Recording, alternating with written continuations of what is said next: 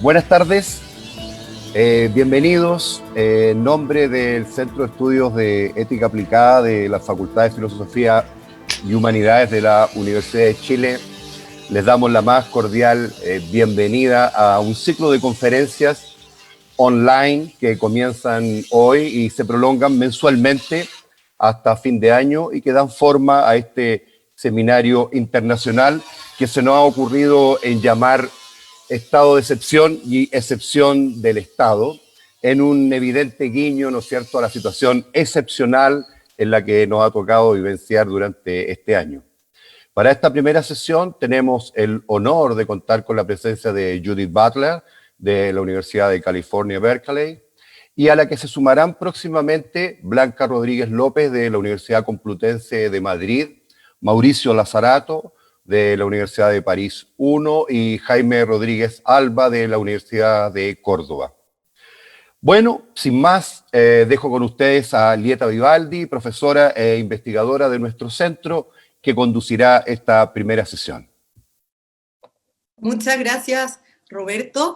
Bueno, les damos la bienvenida a esta primera sesión y es realmente muy importante y un honor contar con una pensadora tan destacada como Judith Butler, que sin duda es una de las filósofas más importantes de la escena contemporánea, feminista y tremendamente influyente en Chile.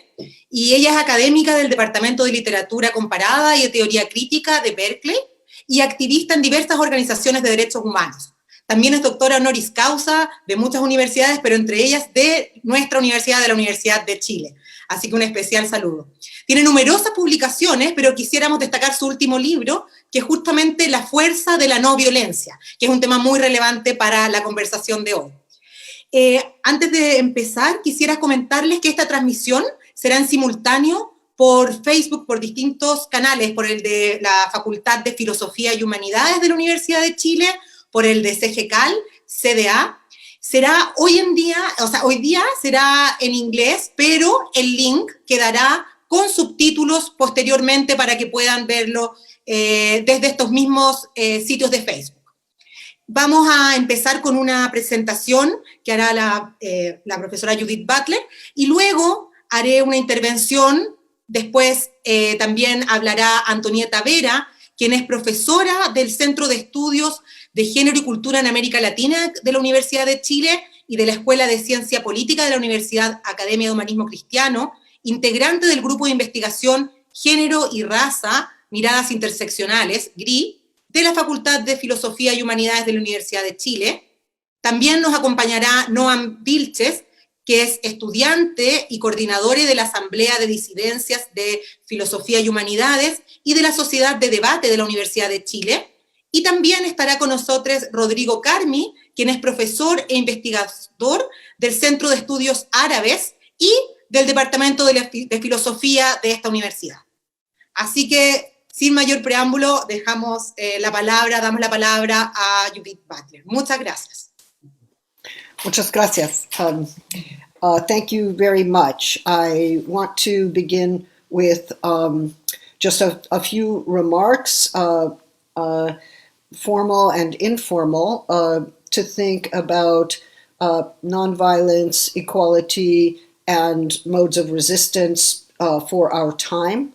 Of course, in the United States, as you know, we are experiencing a very strong movement, the Black Lives Matter movement, which, of course, has reverberations throughout the world. And I know that it has instigated many discussions and assemblies and demonstrations in Latin America, in Africa, in Europe, and that it is slowly starting to take shape as a global movement, which I hope it will.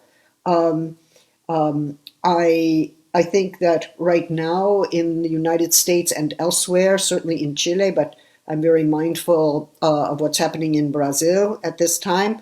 We are also struggling with the COVID-19 virus, which has had a very devastating impact on communities of color.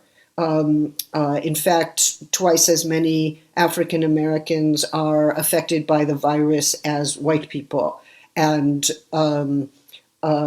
something like 38% of the Latinx community in the United States has been affected, even though they are only 16 to 18% of the entire population. Hard to count because, not everybody is countable. But during this time, where you live and where I live, I think it has been enormously heartening to see the communities of care that have developed. Communities of care is a very interesting concept. Other people talk about social solidarity or social assistance networks. And these are forms of community that seek to provide healthcare, provide transport, make sure people have medical information, make sure people have food who are not free to go to the store to buy their own food. And this has been enormously important. It's the community of care is not the same as the household. The community of care is not the same as the city. The community of care crosses households, and sometimes communities of care cross states and regions and even nations. Because one thing we have seen under COVID-19 is that the food chain supply, which is global in nature, has been disrupted. People are not getting the food they usually do, or some people are doing without food because food is not coming to them. I'm especially aware of how indigenous communities in Latin America have been suffering with food scarcity and high levels of COVID as well. So I'm thinking today a little bit about how COVID-19 and its communities of care intersects with Black Lives Matter and the massive demonstrations on the street, the forms of solidarity that have emerged across this country and across many countries to fight anti-Black racism. Now, some people will say these seem to be dueling disasters, right? Like there's the COVID-19 disaster, which disproportionately affects communities of color. And then there is Black Lives Matter, which objects to police violence and police murders of Black and brown communities throughout the United States, but also in France, in many countries where Black people, migrants, brown people who are former colonial subjects are differentially, disproportionately the target of police violence. So how do we think about these two different social networks or social movements, if they can be called that? I want to suggest that that people on the street who are fighting police violence in the name of Black Lives Matter are fighting for their lives, and they are fighting for each other's lives, because it is too often the case that Black people are killed by police, very often for no reason at all. It's an indiscriminate violence. It's a violence that takes place without justification. It's a form of hunting and targeting. It's an explicit form of violent racism. At the same time, I would suggest that because the COVID-19 affects communities of color so intensely, they are also fighting for their lives, right? They are fighting for their lives because they know that healthcare is not available to them in the same way it is to white populations. And in the United States, of course, we do not have national health care. Our government does not believe that health care is a public good to which anyone should be able to lay claim. if you have insurance, you have it usually through your employer. If you don't have employment, or if you work part-time, you do not have health care, or you have to pay for health care. And you can be denied health care if you have a pre-existing condition. A pre-existing condition is something that, for many people, develops over time precisely because they were not treated effectively, because they had no access to treatment. Many African Americans in the United States report on discrimination that they face in healthcare facilities. They're turned away. Their insurance is not accepted when they have insurance. They are not cared for if they are perceived as poor and as Black. So there are many deaths from COVID that are preventable deaths, right? They could have been prevented had appropriate health care been available. Now that I would call that, do we want to call those deaths by violence? What do we say? Well, we might say they are in part deaths that are the product of systemic racism.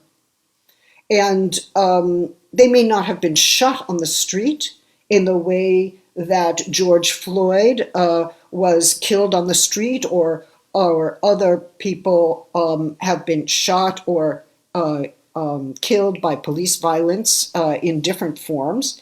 But it is still a form of systemic violence.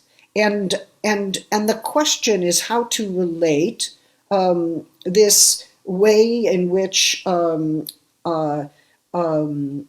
healthcare system and the government both permit certain lives to die, treat certain lives as dispensable, treat certain lives as ungrievable, right? And this more explicit form of violence, police violence, which kills people in arbitrary ways, or as an expression, a triumphant and shameless expression of white supremacy. Like, what's the relationship between that kind of killing, the violent killing by police of people of color, and the letting die that we see conducted by major institutions, government policy, healthcare system, big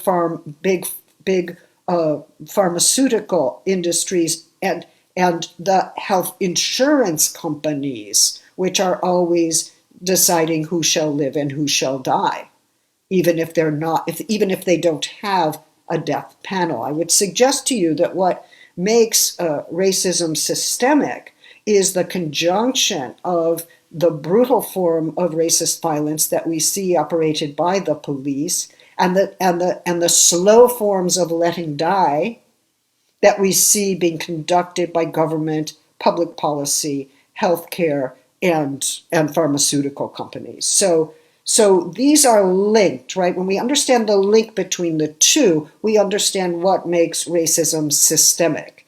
That the killing on the street is linked to the letting die. This is a devaluation of Black life, Black and brown life, I would say, that is pervasive in society, and its different forms are not just different forms; they are linked in a systemic form of racism. So, finally, I would just say that there are really important paths of political mobilization that have emerged from these quite horrible situations. And one of them is the communities of care, which I believe can be expanded to a global movement, trans-regional, that does involve caring for communities. It involves food distribution, medicine distribution, getting people to doctors, but also ways of coming to know one's rights, ways of coming to know what it is to be treated with dignity, and a sense that the lives of minorities are entitled to live, right? They are entitled to conditions, social, economic conditions that permit for living on. So the struggle for those conditions is part of the mobilization. At the same time, the opposition to violence, explicit violence, is also an argument made in favor of life. It's not a pro-life argument. It is a radical social equality argument. In other words, these lives have an equal right to live, and they have not yet enjoyed that right. When will that equal right to live be installed as a principle in social, political, and economic organizations? The ultimate act of nonviolence, I would say, as a practice, is not just refraining from action, which is sometimes very good. It's not just refusing, to strike someone when you want to, although that is also good. I'm in favor of that. It also has to do with insisting on identifying and opposing the systemic forms that violence takes, and and opposing the metric of grievability, which says that certain lives, white, propertied, masculine to a large degree, are worth protecting, and when we lose them, we mourn them as a significant loss. And other lives that don't conform to those norms are especially Black, brown, indigenous, women, trans, travesti, non-conforming genders, that they somehow are the ones who, if they're lost, if those lives are lost, it's not really a loss. If they're lost, they don't need to be grieved. No one will notice. It will not matter. Those are dispensable lives. And I see this as well, this metric of grievability, which is a form of radical social inequality, right? Some lives have more value. They should be kept from death. Other lives have less value. They should be allowed to die, if not taken out violently.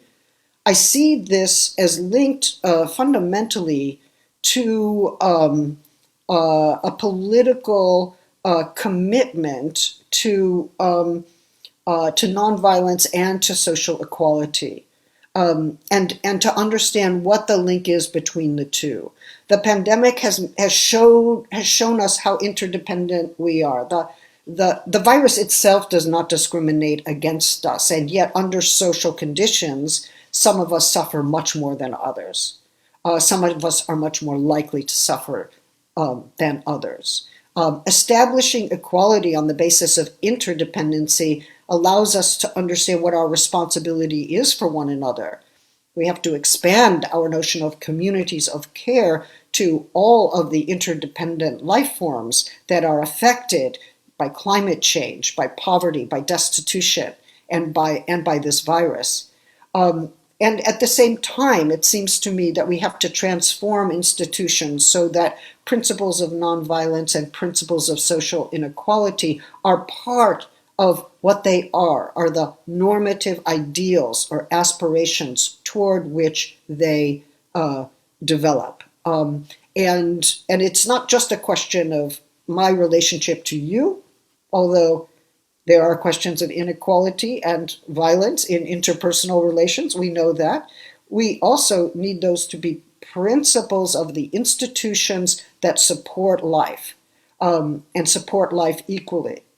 Without that, it seems to me, we live in a situation where people live and die according to powers that differentiate among the values of lives, and that this radical social inequality also has killing consequences. Thank you.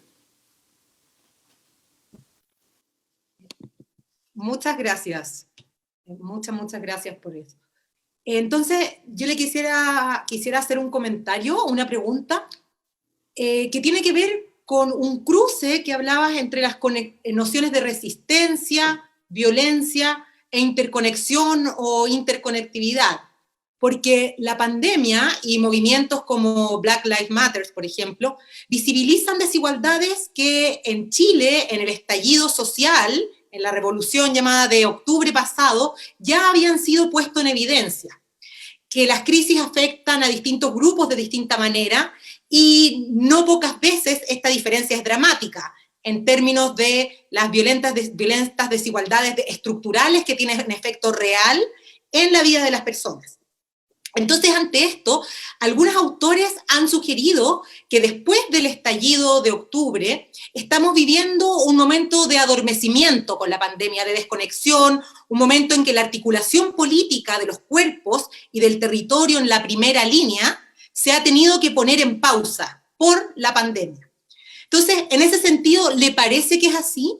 ¿La pandemia ha sido ocasión de un adormecimiento, de un recrudecimiento, o más bien de una mutación o rearticulación de las fuerzas políticas, de la generación de lo común? Y no sé si haya pensado en figuras que nos pudieran ayudar a materializar esas nuevas formas de resistencia, interconexión o interdependencia. O quizás en la misma realización de interdependencia o interconexión, una forma de resistencia. O la resistencia requiere algo más que esta mera interconexión. ¿Qué más requeriría? Pienso, por ejemplo, en la forma de las redes feministas que se han organizado para hacer frente a la violencia. O el caso de ollas comunes que se han organizado en Santiago, que son comedores populares, porque el hambre es violenta y en este momento hay hambre. Entonces, por otra parte, y tomándose de las cartografías y mapas que el curso de la enfermedad, usted nombró en otra conferencia, por eso, ¿tiene sentido pensar en una cartografía de la resistencia? Quizás en términos de las necesidades de volver a trazar líneas de saber poder que constituyen los nuevos dispositivos de interconexión y resistencia. Eso por ahora, después puedo seguir. Okay, thank you. That's a lot. I almost feel that you have your own paper together. We should just No. Gracias. The micro, no? But look, well, first of all, as you're speaking, you know, I'm aware in Chile much of the incredible forward movement of the feminist movement, the movement to rewrite the Constitution, to have a deeper opposition to revisionism, negationism. That this movement was in some ways, I wouldn't say it was stopped, but it was slowed down by the pandemia, and yet it seems to me that this problem, which many people have reported about, not being able to gather, not being able to take to the streets, not being able to organize in the exact same way, it's a moment of reflection. It's a moment to think about strategy. It's also a moment to combat the nationalism of the government response to the pandemia, right? Because, I mean, you live in a country like I do, in the same way that I do, which now wants its borders to be closed, doesn't want people coming in, is very suspicious of strangers, it blames the outside for the pandemia, and the sense of community that the government wants to create is of course one that is implicitly or explicitly nationalist. And I understand that. It's not just Chilean citizens. It's also, you know, once again, a disenfranchisement of the indigenous communities and of many of the newer migrants, especially those coming from the South. So I understand that. But I think that, that, you know, many people who are communitarians decide how to delimit their idea of community, right? It is my people, it's my religion, it's my people who speak my language, it's people who are white like me. It is, you know, they delimit the community in ways that are quite exclusionary. And what interests me about the global solidarity movements, or transforming communities of care into a global solidarity movement, is that it's also challenging the nationalism that implicitly or explicitly circumscribes the notion of community. Of course, you know, the entire imperative to shelter in place, to stay home or to stay in a shelter with others and not communicate in close proximity with people outside of your household. I mean, has been a disaster for people who suffer violence in the home, whether it's women who are subject to beating and harassment, but also children, queer kids, trans youth who are fundamentally dependent on support systems outside the home.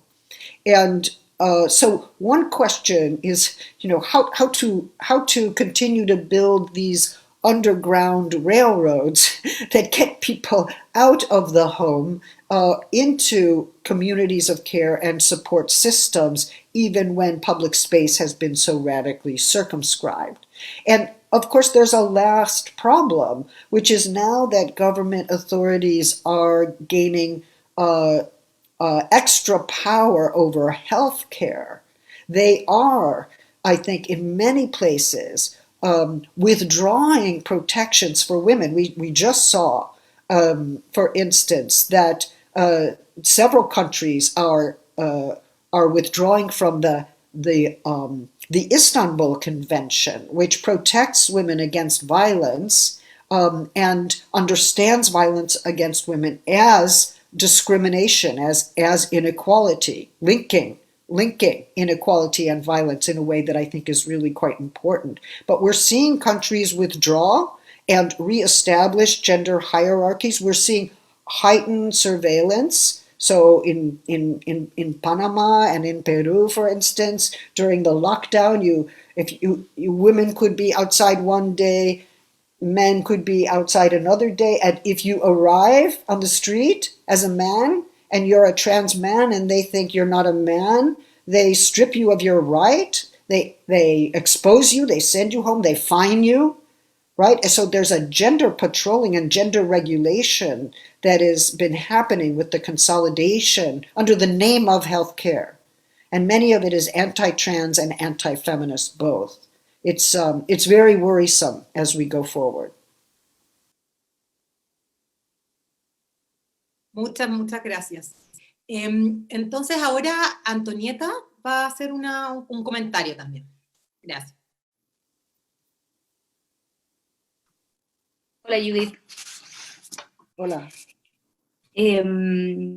Bueno, entonces traigo una pregunta de parte de mi grupo, cual te envía además un abrazo.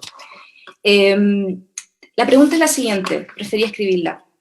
En el contexto de la pandemia y el confinamiento, se han amplificado los abusos y violencias patriarcales. El quédate en casa se ha vuelto así perverso, mostrando el carácter estructural, cotidiano, público e íntimo de las violencias hacia las mujeres y hacia las diversidades sexuales. Violencias cuyo alcance fracasaríamos en comprender a partir de esquemas meramente aditivos que nos hablan de una doble o triple exclusión. Desde un enfoque interseccional, entonces, atendemos no solo a la simultaneidad, sino que también al mutuo modelamiento de las relaciones de dominación género-clase-raza. Probablemente en otra época no muy lejana, la visibilización de esta urgencia a nivel nacional e internacional no habría tenido la misma legitimidad. Efectivamente, en los últimos años, las feministas que nos hemos movilizado contra distintas expresiones de violencia patriarcal, hemos vivido una percepción de cuerpos en masa, y con ello la sensación de poder político. Algo de esa lucha feminista se ha vuelto incuestionable, incluso para el lenguaje del derecho. Sin embargo, en la espectacularidad de nuestro triunfo y en la celebración del castigo a los culpables, también asistimos a la reproducción de nuevos discursos normativos o esencialistas, por ejemplo, en torno a los espacios seguros, y también a cierta suspensión de la crítica feminista en relación a los dispositivos punitivos. En tu contexto y experiencia, ¿qué preguntas es urgente plantearnos para pensar entre feministas en las economías del daño? ¿Y cómo pensar por fuera de los marcos del castigo y de las lógicas carcelarias como única respuesta a la violencia? Eso. Thank you very much.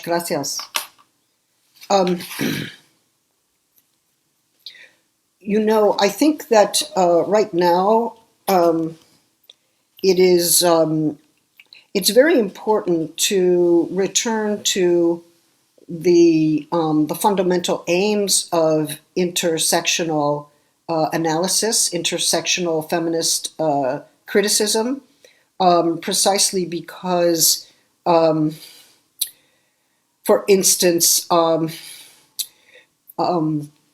there are multiple determinants in social suffering.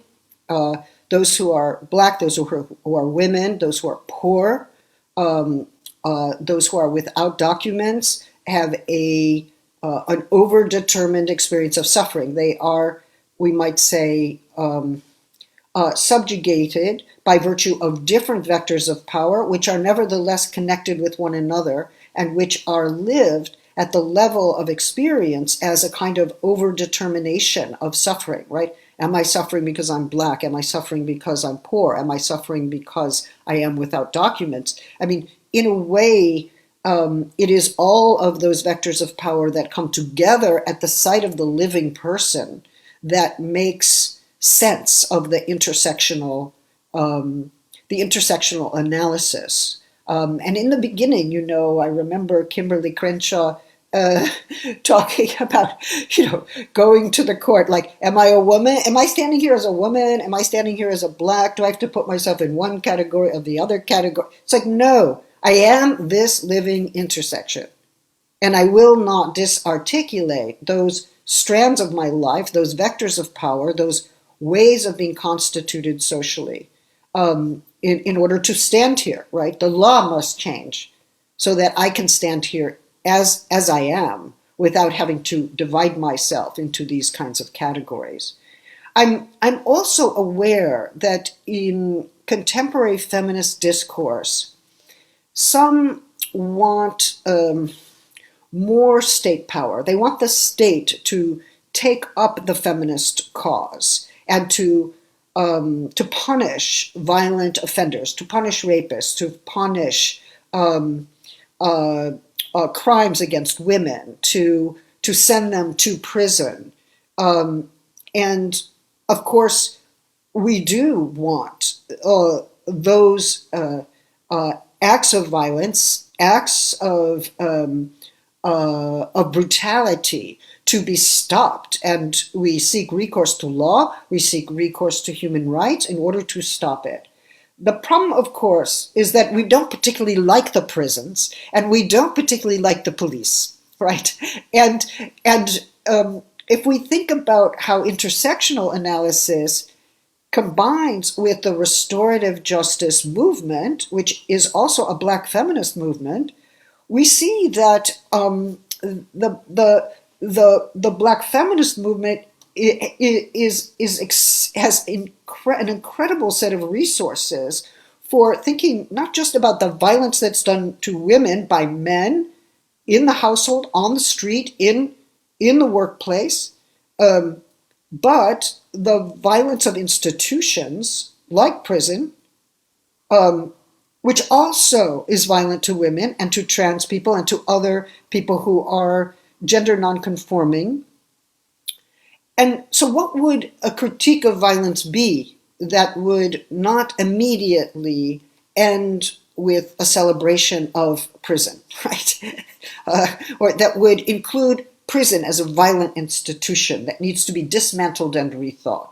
And this is, of course, a very difficult moment for feminism because, we do want to see rapists and murderers held accountable, and we've seen too often that they are not held accountable. Femicide is not grasped as a crime. It's not treated like a crime.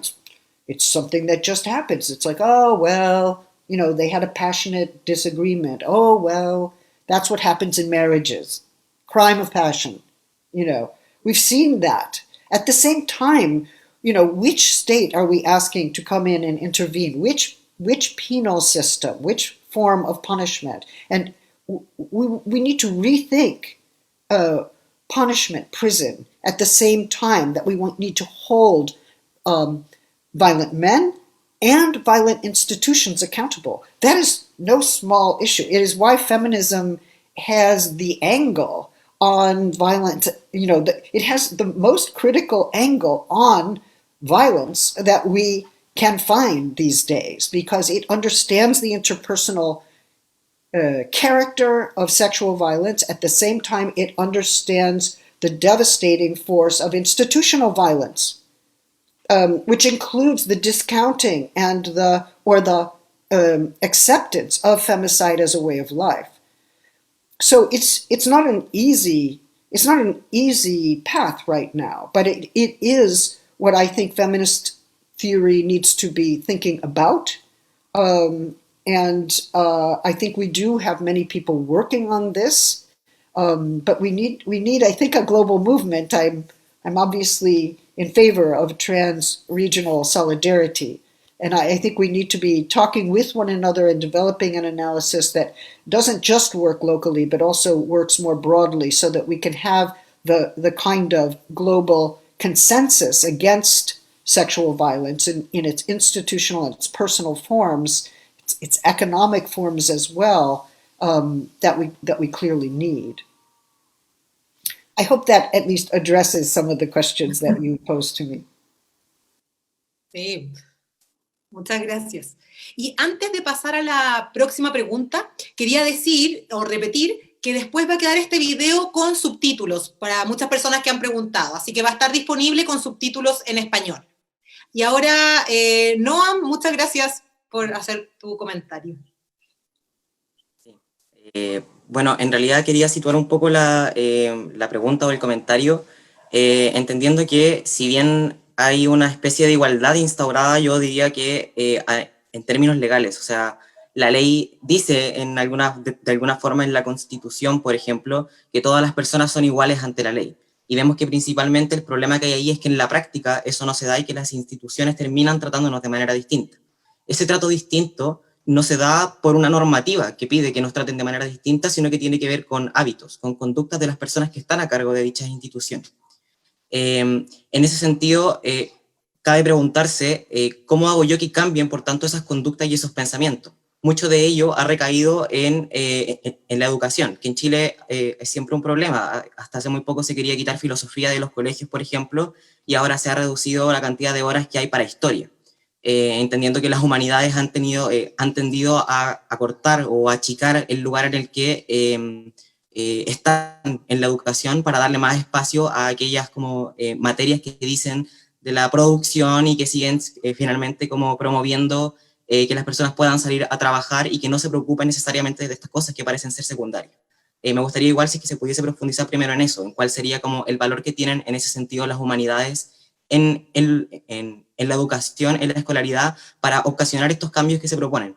Pero al mismo tiempo también me gustaría saber qué hacemos con esas personas que ya se alejan un poco de ese espacio de la educación, porque el espacio de la educación parece ser más bien algo dejado para las nuevas generaciones, ¿cierto? Mucha gente habla de que son las nuevas generaciones las que tienen en su poder el cambiar un poco las situaciones en las que estamos. Son las generaciones más medioambientalistas, son las generaciones más pro comunidad LGBTIQ+, pero al mismo tiempo quienes están ejerciendo la violencia de manera más sistemática son justamente las personas que están alejados de esos espacios de educación, también muchas veces alejados de los espacios de educación no formales, sino que también informales, como son, por ejemplo, las redes sociales, que han tenido una especie de labor fundamental en poder comunicar, en poder como también hacer llegar a distintos lugares del mundo los distintos sentires. Entonces, ¿cómo nos hacemos cargo un poco de esa comunidad alejado de estos espacios de educación formal e informal, y cómo le damos también un avance al espacio de la educación formal en los colegios, sobre todo en un país que, como Chile, intenta dejarle cada vez menos espacio a las humanidades, darle menos valor cada vez a la filosofía, a la historia, en fin, a este tipo de temática. Well, thank you very much. No, gracias. Muchas gracias. So I think I understood most of what you said. You speak very quickly, and I'm listening with everything I have. I want to say a couple of things. One is about the law. What do we expect of law? When we have laws that that explicitly oppose femicide or the feminicidio, the killing of women and trans people, or we have laws that give people the right to choose their gender identity. We have laws against rape. It does not mean that those laws can or do affect the social practices that are existing in society. And sometimes it feels as if those laws are kind of merely symbolic, like they just advertise to the general global market, you know, that this country with those laws is very progressive, that we honor human rights, that we've taken all the right stands, right? So now we can open our markets and you can feel comfortable having market exchange with us and making your profit off of us because we stand for human rights, right? But it's like a kind of advertisement. It doesn't necessarily move into society. And of course, it makes people very suspicious of the law. I mean, the law does not protect. The law, what is the law? The law is a kind of falsehood or fakery. But my own view is that we have to probably think more carefully about law because, you know, the civil rights laws in the United States that were passed in 1964, many people hated them. Many of the white supremacists in the South, they hated those laws. They were opposed to those laws. They were going to continue their forms of discrimination. They didn't want their children marrying outside of the race. They continued their way. They're back now, as we know. We thought they were gone. No, but they're back. They never left. But those laws did end up entering society more and more. And they actually had the power to change the social fabric over time. And the question is, how do you take back a legal system from a market economy that is exploiting it for its own purposes in order to let it serve social movements that actually do need entitlements and rights and need the government to honor its obligations? So, you know, the law is neither good nor bad. The law is a field of tools and potentials that need to be reappropriated by social movements in order to have it serve the aims of a more radical democracy, a more radical equality, and a more fully effective opposition to violence. So that's my feeling about that. But I actually understand the cynicism about law and the contradictions that we see within society.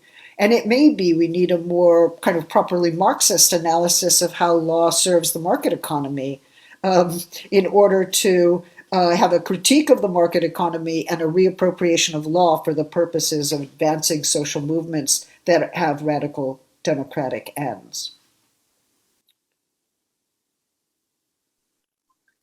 Muchas gracias. Y ahora Rodrigo Carmi, también para que haga su intervención. Sí, hola, hola Judith, ¿qué tal? Claro. Placer estar contigo. Quería hacerte un comentario, pregunta. Me parece muy interesante la convergencia que expusiste entre la lucha en la calle, ¿cierto?, del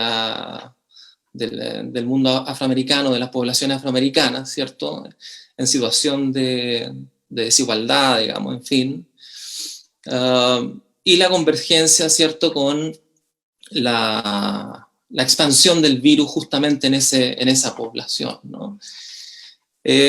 Quería hacer una referencia al mismo problema. También uno podría ver esa convergencia, pero ya no a partir del racismo como una cuestión estructural, sino a partir de una epifanía que aparece en las palabras de George Floyd, ¿no? George Floyd dice, I can't breathe, ¿no? No puedo respirar. Y me parece muy interesante el hecho de que uno podría pensar a partir de esa simple frase, de esa frase que pone en juego una vida singular, ¿no? La destitución del racismo, ¿sí? La aparición, por así decirlo, de la abertura frente al cierre de la estructura racial, ¿cierto? Y me parece clave eso también pensándolo precisamente en la población más dañada con el virus, dado que el virus se transmite a través del aire, ¿no? O sea que estamos en un escenario aéreo, por decirlo de alguna manera, un escenario completamente aéreo, y me parece que es muy interesante el problema del aire como sustancia, ¿no? Porque el aire, cuando lo respiramos, ¿no? El aire no está simplemente afuera, sino que nos atraviesa y nos hace comenzar de algún modo.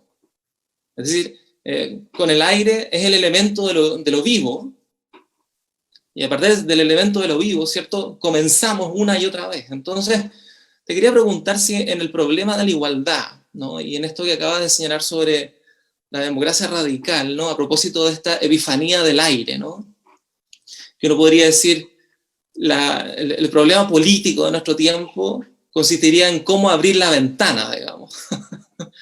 Cómo abres la ventana para que ingrese el aire, para que ingrese una tormenta que sea capaz de destituir, ¿no?, las formas del racismo estructural, ¿no?, que está completamente condicionado por la diferencia de clases, digamos, en último término. Pensaba que también hay una analogía importante de hacer acá, ¿no?, que tú también la has desarrollado bastante en otros textos, que es uno podría decir, la población afroamericana en Estados Unidos es análoga a la población palestina en Israel, ¿no? Y ambos sufren de algún modo con un racismo estructural, ¿no? Un racismo estructural, ¿cierto?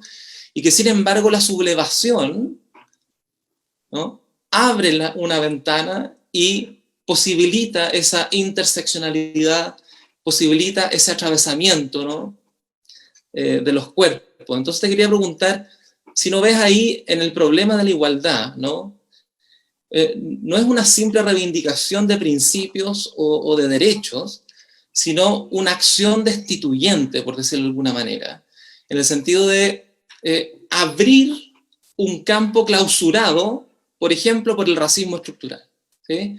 De alguna manera comenzar, ¿sí?, una acción absolutamente incierta, ¿cierto?, pero que de alguna manera pone en tela de juicio o suspende de alguna manera la racionalidad de la máquina del poder, ¿no? Te quería preguntar como por ahí, ¿no?, la cuestión del aire, que me parece tan significativo, ¿no? Gracias. Gracias.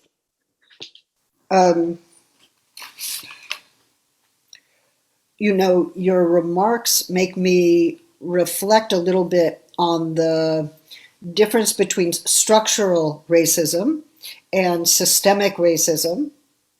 And then maybe a third category would be the corporeal experience of racism. We could call it phenomenological, right? like what is registered in the body as, you know, as racism, the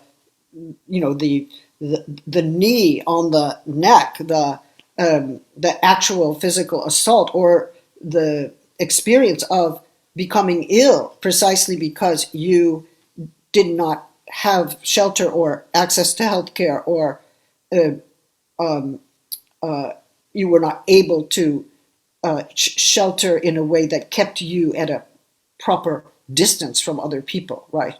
So, I mean, really, I think structural racism, as I understand it, really, there we're talking about, well, how is racism built into the economy? How is racism built into the healthcare institutions? How is racism built into the entire apparatus of the government, or the understanding of the nation? So it's an intrinsic feature that needs to be shown as being every time those institutions reproduce themselves, they reproduce their racism with them. But it seems to me that systemic racism is actually an effort to describe the interrelationship between what's happening on the street, what's happening in the health clinic, which seem maybe at first to be distinct, but they are actually animated by similar kinds of racial logics or racial metrics, forms of ways of calculating whose life is valuable and whose life is not. And they seep into different institutions which we imagine as sociologically distinct. Now, the body that suffers, or the body that resists, is of course always, I mean, it's a singular body. It's my possible death, right? It's my neck. It's my body that is assaulted. You know, there's something radically singularizing about violence in that way. At the same time that what I'm going through, like if I'm going through it as a gender nonconforming person, or if I were Black, if I were brown, and I'm going through that form, I am going through a racism, a form of violence that is being repeated over time and across bodies, right? So it is my body, and it's not just my body. I mean, how many Black men say, I cannot breathe? It's like, oh, if you say I cannot breathe, that's when the police push harder, right? It's a citation. I mean, in a way, it's as if the same death keeps occurring. It's not the same death, right? George Floyd was his own person with his own life, but there's something in the death which is being repeated, which is what causes the social movement, which allows people to see that this is a repeated structure. Now, maybe that would be called structural racism, right? It's a structural racism that the police reproduce time and again, almost in a kind of scene, where the individual body becomes the occasion for the reproduction of that violence and its justification. Its justification by the law, because even as that policeman is killing that man, he knows, and even while the cell phone is recording his murder, he knows that he probably will win in a court of law, which tends to take the word of the police as the truth. The police don't commit random violence. Whatever force they use is justified by definition, right? He's protected by the law in advance of his killing, and as he is killing, he is mindful that he is protected by the law. So what happens in the court and what happens at the actual moment of inflicting violence are linked. And of course, this is also and has always been true about sexual violence, right? Because women go to the court of law, and the judge says, what's the evidence? You know, he says you chose it. I don't see the evidence. You need 18 forms of empirical evidence to show that this was forcible. I don't think it's forcible. It doesn't sound like it. Sounds like it was bad sex. You shouldn't go out at night, right? I mean, you know, in a way, the rape takes place mindful of how easily rape is exonerated. And it's part of a system in that way. And perhaps, you know, that's where we could call it structural, because it's built into the law, it's built into the act of rape, it's built into the act of racial violence, and it's built into the legal exoneration. So that I would call structural. But when we're linking George Floyd with what happens to women in their homes and what's happening to communities of color under COVID, or the indigenous in Brazil, you know, then we're talking something like systemic. In other words, we are linking disparate things that are usually held apart. At least that's my way. Okay, many thanks. Ahora tenemos algunas preguntas en unos minutos que nos quedan, algunas preguntas que han ido llegando, tenemos mucho público, 1.300 personas han estado mirándonos, así que una gran audiencia. Y una de las preguntas es en inglés, así que la voy a leer en inglés. One question, please. Liberal democracy in its current drift seems to have become necroliberalism. Public policies of letting die, precariousness of public health system, police violence against popular revolts, systematic racism, and so on. How to rethink the institutional culture of liberal democracy, considering the current subsumption of politics in the economy and the neo-fascist drift of current capitalism? That's the question. Well, I like, I don't like it, but I appreciate the phrase of necro-liberalism, a form of liberalism that lets die. I think that, unfortunately, the ideas of universality of rights that we have inherited from the classical liberal tradition have always refused to make distinctions among bodies, and they've refused to think about the material conditions of life as a sphere of rights, as a sphere of public good. So, for instance, in my country, we have a right to free speech, but we don't have a right to a home. We have a right to assemble, but we don't have a right to health care because we are imagined as speaking beings with opinions. That's our freedom, maybe, not so much under Trump, but our concrete embodied lives may or may not survive. That's a question, that's a private matter, it's a question for the market. And more under conditions of neoliberalism, we see that healthcare and housing are all being privatized. They're being handled by market economies to the point where the most destitute people in our world are living on the street more and more. The number of homeless just very close to me, it's just every week there are more and more. They have no claim to housing, right? They have zero claim to housing. And they are being left to get ill. They're being left to die. They are being abandoned, but even by a very progressive community that is still basically operating with a neoliberal rationality. And it is built in. I mean, sometimes I call it the death drive of the capitalist machine. But other times we might say it's the necropolitics of neoliberalism. And of course, you are the site of the ultimate neoliberal experiment. As you know, neoliberalism also coincided with an advent of fascism that sought to control public demonstrations and resistance movements through violent means. And we are also seeing many of those same tactics, the ones that we taught you through the Panama School.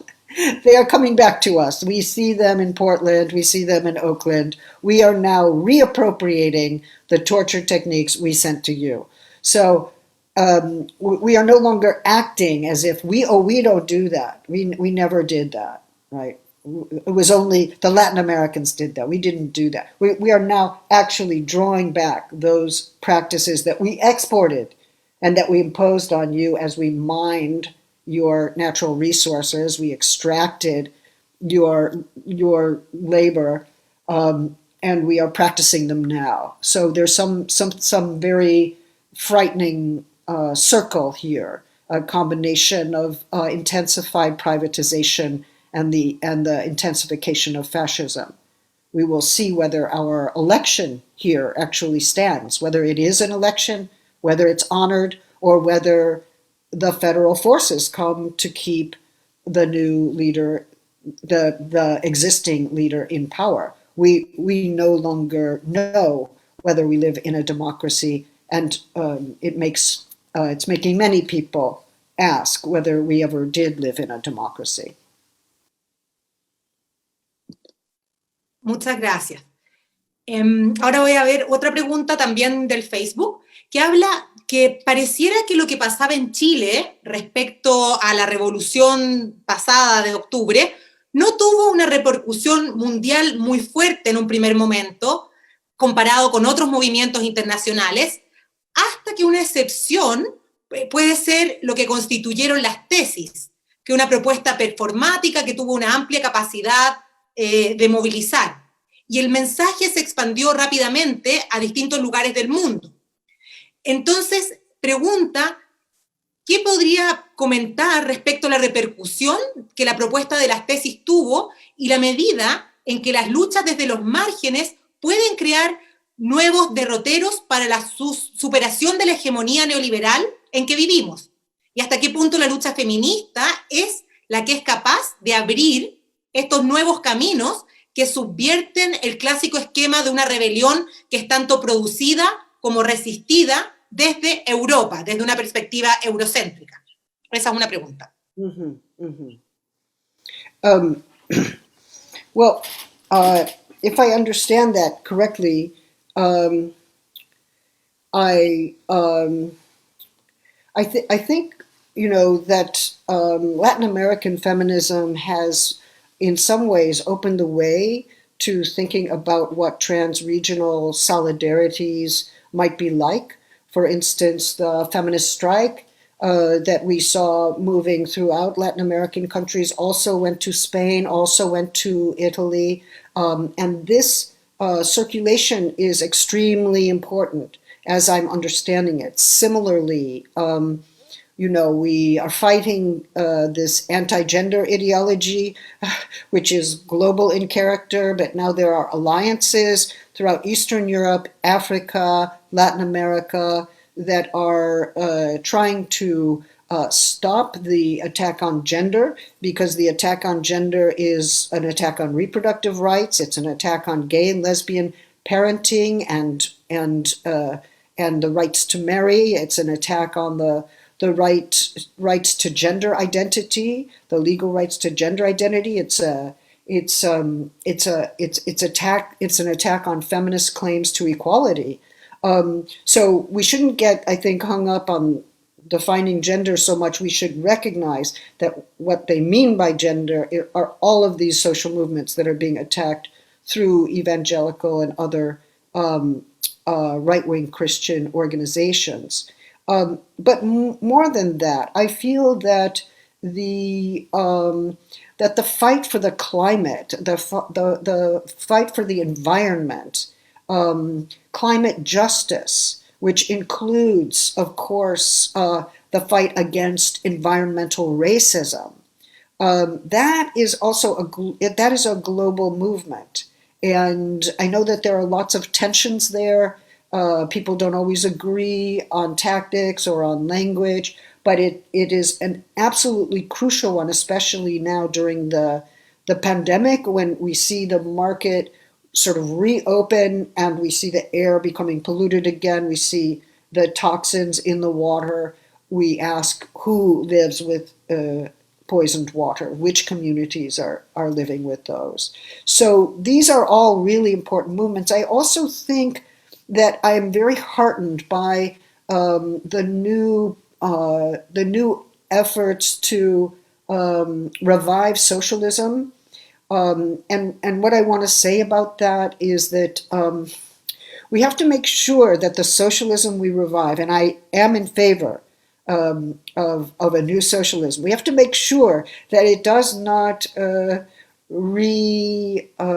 instantiate the gender hierarchies that were very typical of the old socialism, and that it doesn't reinstantiate the racial hierarchies which were sometimes also typical of the old socialism.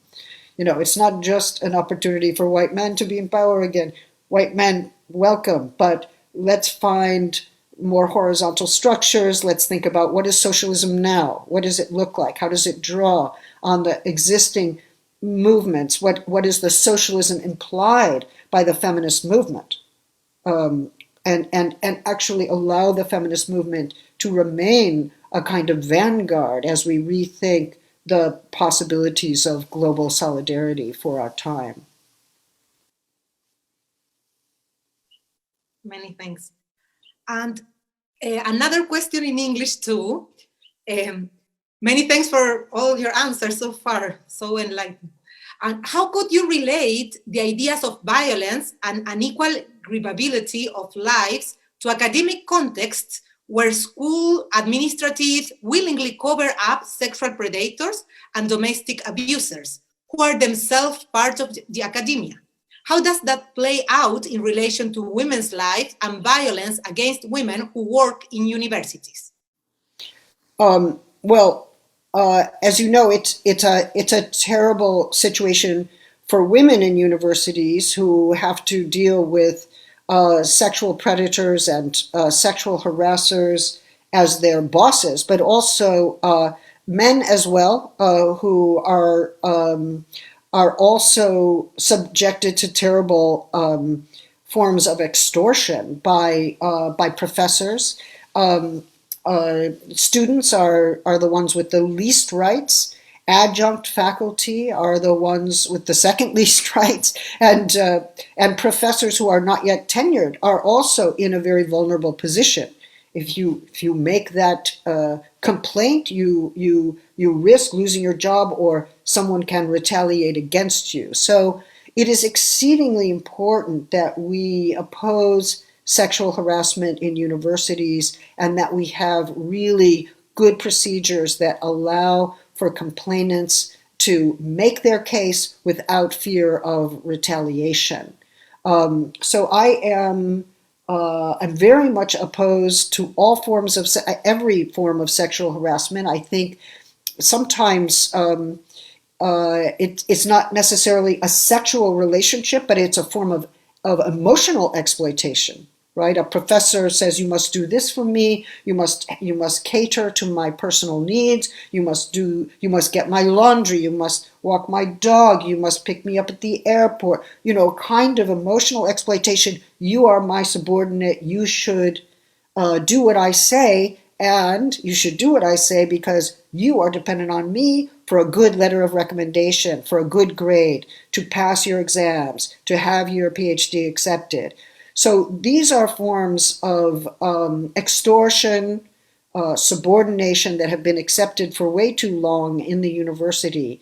And, it is true that I defended a friend of mine against a sexual harassment claim, but that was before I read the file. Once I read the file, I no longer defended her. I made a terrible mistake. But we can learn from our mistakes, right? We really have to learn from our mistakes. Somebody says, I was accused of sexual harassment, but that person is just having a fantasy. It's like, even if that's a good friend of yours and you've liked that person for many years, you need to not accept what they're saying. You need to say, you know what? That person has a claim to make. They have a right to make that claim, and you should go through the process. And, we can't assume each other's innocence, even if we're progressives, even if we're good socialists or we're good feminists. I mean, we cannot assume that the way we know them publicly is the same way that professors act behind closed doors. And I had to learn a lesson, a very strong lesson, but other people have to learn this lesson all the time. We make excuses for each other, the professoriate, and it needs to come to an end.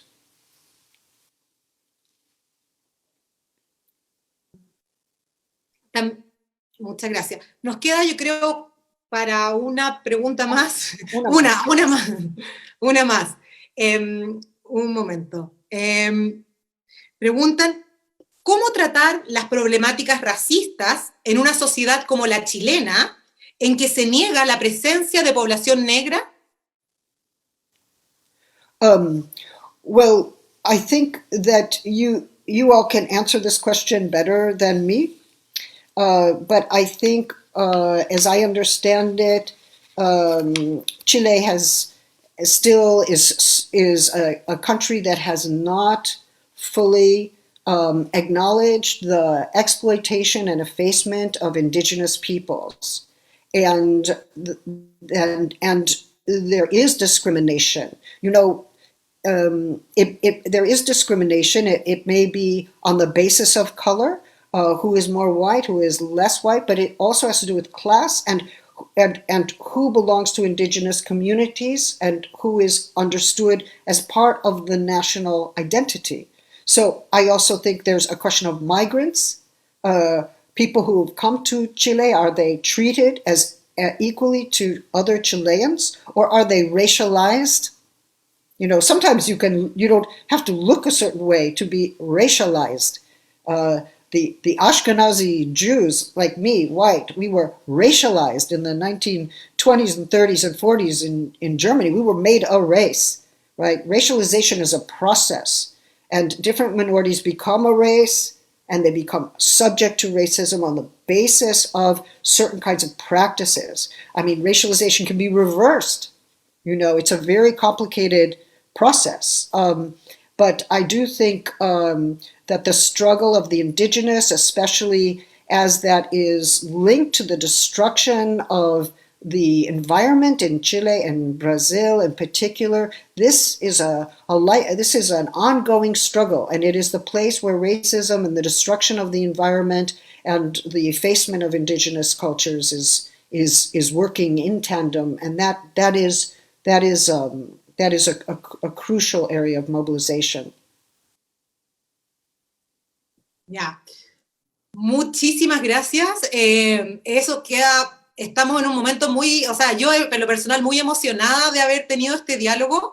Estamos en un momento de mucho dolor, muerte, enfermedad y desigualdades que hemos estado conversando, y en medio de esto, una de las cosas de la pandemia es haber podido conversar y dialogar a tanta distancia, cosa que, algo que hablábamos de las conexiones, sí. Cómo hemos podido lograrla hoy, y haber tenido en nuestra primera sesión a ti, Judith Butler, ha sido realmente muy emocionante e importante. Así que nada más que agradecer, y bueno, agradecer también a todo el panel por las preguntas e intervenciones, y les invitamos a las próximas sesiones y a ver esta misma conversación, que dará el link con subtítulos en español para que puedan verla nuevamente.